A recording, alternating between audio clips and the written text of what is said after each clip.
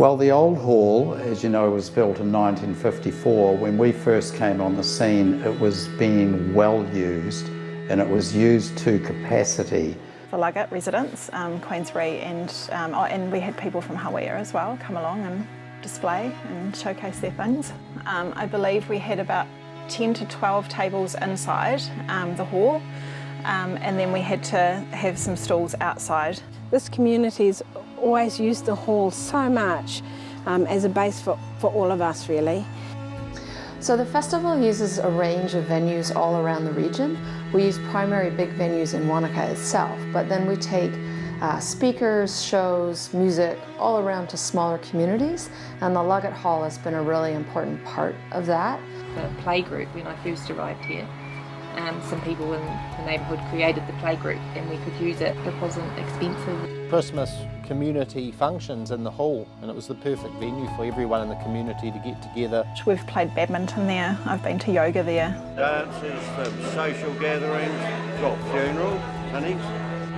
The reason that we're here today is that our Memorial Hall is been decommissioned. It's just disastrous. We have nowhere else where the village can gather. It really was the heart of our community, that hall. The activities that were going on in the hall are still being conducted, but they're in private homes and they're in the cracks of our life. And so my main worry is that if we don't get the new hall up and running, that sense of community and togetherness will slowly but surely dissipate. The absence of the hall has almost highlighted the fact that we need a venue to be together.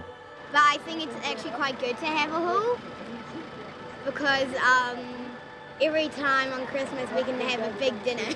You know, if a community's going to grow, the centre of that community needs to be worked on. If you neglect the centre, well, you're neglecting the community. So to me, it's worthy of attention and investment. If we can build a building that's going to be healthy and comfortable and energy efficient for the whole of its life, then that actually will save money overall, but it'll also be good for the occupants who are using it. I'm definitely not a builder, but I would love to see them try and employ the most environmentally friendly and the most future-proofing in their building methods, definitely. By using those sort of modern building practices, I think it could be seen as an indication of what can be and what communities can do. I think the passive design is a great way to go. And it certainly wouldn't be the first in the world. There are hundreds of passive house schools and community buildings in Europe, but it would be the first one in New Zealand, so that would be really exciting. I think it could be inspirational. And the opportunity here is to build something that Luggate will be known for. But now there's a shortfall in the money, so we're at the point where we need to raise the extra money to fill the gap.